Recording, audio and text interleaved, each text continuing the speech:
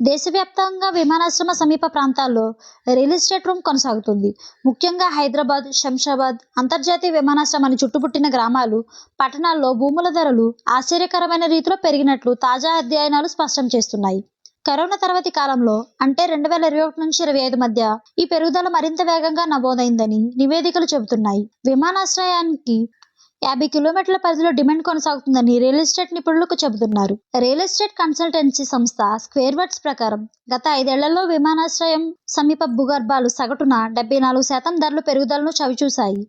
అపార్ట్మెంట్ల ధరలు చదరపు అడుగుకు రూ. 6,000 నుంచి రూ. 8,000 మధ్యగా ఉండగా, ఇతర ప్రముఖ ప్రాంతాల్లో అదే చదరపు అడుగు రూ. 9,000 నుంచి రూ. 11,000 వరకు ఉంది. స్థలాల విషయంలో చూస్తే విమానాశ్రయం సమీపంలో చదరపు గజం ధరలు 55,000 నుంచి 60,000 మధ్య ఉన్నాయి. అదే సమయంలో ఇతర నగర ప్రాంతాల్లో ఇవే రేట్లు 75,000 నుంచి 80,000 వరకు వెళుతున్నాయి. వాస్తవానికి ఇప్పటి వరకు శంషాబాద్ చుట్టుపక్కల అభివృద్ధి ఆశించిన స్థాయికి చేరలేదని నిపుణులు అభిప్రాయపడుతున్నారు. జీవో 111 పరిమితులు, పరిశ్రమలు లేకపోవడం వంటి కారణాలు ప్రధానమైనవని వారు చెబుతున్నారు. అయినప్పటికీ గత 4-5 ఏళ్లుగా దక్షిణ హైదరాబాద్ వైపు అభివృద్ధి బాగా ఊపందుకుంది.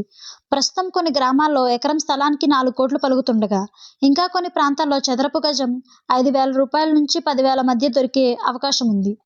విల్లాల ధరలు కోటికి పైగానే ఉంటున్నాయి. ప్రభుత్వం ఈ ప్రాంత అభివృద్ధిపై ప్రత్యేక దృష్టి సారిస్తుంది.